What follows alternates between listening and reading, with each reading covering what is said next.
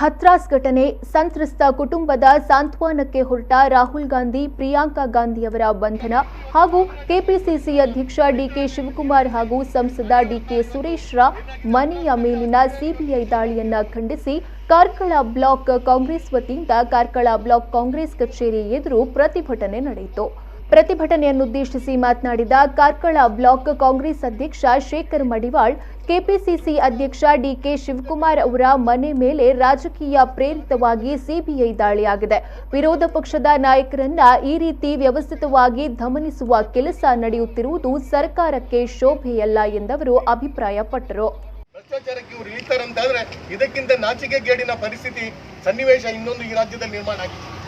ಅಂತ ಒಂದು ಭ್ರಷ್ಟರ ಸರ್ಕಾರ ಇವತ್ತು ಏನಾಗಿದೆ ಅಂತ ಹೇಳಿದ್ರೆ ಉಪಚುನಾವಣೆಗಳನ್ನು ಎದುರಿಸಬೇಕು. ಇವರಿಗೆ ಭ್ರಷ್ಟಾಚಾರಕ್ಕೋಸ್ಕರ ಸರ್ಕಾರ ಉಳಿಸಿಕೊಳ್ಳಬೇಕಾಗಿದೆ. ಇವರಿಗೆ ಅದಕ್ಕೋಸ್ಕರ ಉಪಚುನಾವಣೆಯಲ್ಲಿ ಇವತ್ತು ಗೆಲ್ಲಬೇಕಾಗಿದೆ. ಅದಕ್ಕೋಸ್ಕರ ಇವರು ಕರ್ನಾಟಕ ಪ್ರದೇಶ ಕಾಂಗ್ರೆಸ್ಗೆ ಒಂದು ಹೊಸ ಶಕ್ತಿಯನ್ನು ನೀಡಿದಂಥ ಸನ್ಮಾನ್ಯ ಡಿಕೆ ಶಿವಕುಮಾರ್ ಅವರು ಅಧ್ಯಕ್ಷರಾದ ನಂತರ ಕರ್ನಾಟಕ ಪ್ರದೇಶ ಕಾಂಗ್ರೆಸ್ ಸಮಿತಿಗೆ ಒಂದು ದೊಡ್ಡವಾದಂಥ ಶಕ್ತಿ ಸಿಕ್ಕಿದೆ. ಕಾರ್ಯಕರ್ತರಲ್ಲಿ ಅಚಲವಾದಂಥ ವಿಶ್ವಾಸವನ್ನು ಬೆಳೆಸ್ತಕ್ಕಂಥ ಕೆಲಸ ಮಾಡಿದ್ದಾರೆ. ಕಾರ್ಯಕರ್ತರಲ್ಲಿ ಹುಮ್ಮಸ್ಸನ್ನು ಕೊಟ್ಟಿದ್ದಾರೆ. ಅವರ ನೇತೃತ್ವದಲ್ಲಿ ಸರ್ಕಾರ ಏನು ಚುನಾವಣೆಗೆ ಹೋದರೆ ಸರ್ಕಾರ ಖಂಡಿತವಾಗಿಯೂ ಇವತ್ತು ಸೋಲನ್ನು ಒಪ್ಪಿಕೊಳ್ಳಬೇಕಾಗ್ತದೆ ಅಂತಕ್ಕಂಥದ್ದನ್ನು ಮನಗಂಡಂಥ ಸರ್ಕಾರ ಇವತ್ತು ಸಿಬಿಐ ಮೂಲಕ ಡಿಕೆ ಶಿವಕುಮಾರ್ ಮತ್ತು ಅವರ ಸಹೋದರ ಡಿಕೆ ಸುರೇಶ್ ಅವರು ಮತ್ತು ಅವರ ಆಪ್ತರ ಮನೆಗಳಿಗೆ ದಾಳಿ ನಡೆಸಿ ಇವತ್ತು ಅವರ ಧ್ವನಿಯನ್ನ ದಮನಿಸ್ತಕ್ಕಂಥ ಕೆಲಸವನ್ನ ಕರ್ನಾಟಕ ರಾಜ್ಯದಲ್ಲಿ ಬಿಜೆಪಿ ಸರ್ಕಾರ ನಡೆಸ್ತಾ ಇದೆ. ಕಾಂಗ್ರೆಸ್ ವಕ್ತಾರ ಬಿಪಿನ್ ಚಂದ್ರಪಾಲ್ ನಕ್ರೆ ಮಾತನಾಡಿ, ನಿರಂಕುಶಮತಿಗಳ ಕೈಯಲ್ಲಿ ದೇಶವಿದೆ. ಇದು ಪ್ರಜಾಪ್ರಭುತ್ವಕ್ಕೆ ಅಪಾಯಕಾರಿ. ಪ್ರಸ್ತುತ ದೇಶದ ಜನತೆ ಜನತಂತ್ರದ ರಕ್ಷಣೆಗಾಗಿ ಕಾಂಗ್ರೆಸ್ಸಿನತ್ತ ನೋಡುತ್ತಿದ್ದಾರೆ ಎಂದರು. ಪ್ರಜೆಗಳನ್ನು ಧರ್ಮ, ಜಾತಿ, ಜನಾಂಗದ ಹೆಸರಿನಲ್ಲಿ ಸಂಘರ್ಷ ಹುಟ್ಟುವುದು ನಾವು ಇತಿಹಾಸದುದ್ದಕ್ಕೂ ನೋಡಿದ ಹಾಗೆ ಯಾರು ಈ ಧರ್ಮ, ಜಾತಿ, ಬೇರೆ ಬೇರೆ ರೀತಿಯ ಸಂಘರ್ಷಗಳನ್ನು ಹುಟ್ಟುಹಾಕಿ ಸಾರ್ವಭೌಮತ್ವದತ್ತ,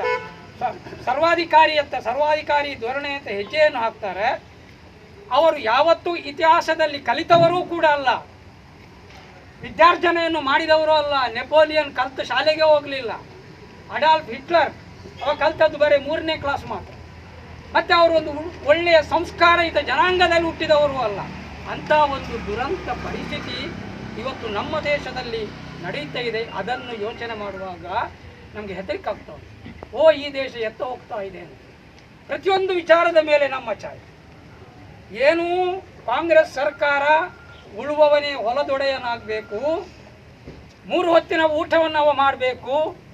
ಮಹಾತ್ಮ ಗಾಂಧೀಜಿಯವರ ಕನಸಿನ ಸಾಮ್ರಾಜ್ಯವಾದಂಥ ಈ ಭಾರತದಲ್ಲಿ ಗ್ರಾಮ ಮಟ್ಟದಲ್ಲಿ ಜನಸ್ವಾತಂತ್ರ್ಯ ಸಿಕ್ಕಿ ಡಿಸಿಸಿ ಸದಸ್ಯ ಶ್ರೀಯಣ್ಣ ಶೆಟ್ಟಿ, ಕಿಸಾನ್ ಕಾಂಗ್ರೆಸ್ ಕಾರ್ಯದರ್ಶಿ ಕುಕುಂದೂರು ಉದಯ್ ಶೆಟ್ಟಿ, ನಗರಾಧ್ಯಕ್ಷ ಮಧುರಾಜ್ ಶೆಟ್ಟಿ, ತಾಲೂಕ್ ಪಂಚಾಯತ್ ಸದಸ್ಯ ಸುಧಾಕರ್ ಶೆಟ್ಟಿ, ಕಾರ್ಯದರ್ಶಿ ಸದಾಶಿವ ದೇವಾಡಿಗ, ಯುವ ಕಾಂಗ್ರೆಸ್ ಅಧ್ಯಕ್ಷ ದೀಪಕ್ ಕೋಟ್ಯಾನ್, ಅಲ್ಪಸಂಖ್ಯಾತ ಘಟಕದ ಉಪಾಧ್ಯಕ್ಷ ಆರಿಫ್ ಕಲ್ಲೊಟ್ಟೆ, ಕುಕುಂದೂರು ಗ್ರಾಮಾಧ್ಯಕ್ಷ ಥಾಮಸ್ ಮಸ್ಕರೇನಸ್ ಮತ್ತಿತರರು ಪ್ರತಿಭಟನೆಯಲ್ಲಿ ಪಾಲ್ಗೊಂಡಿದ್ದರು.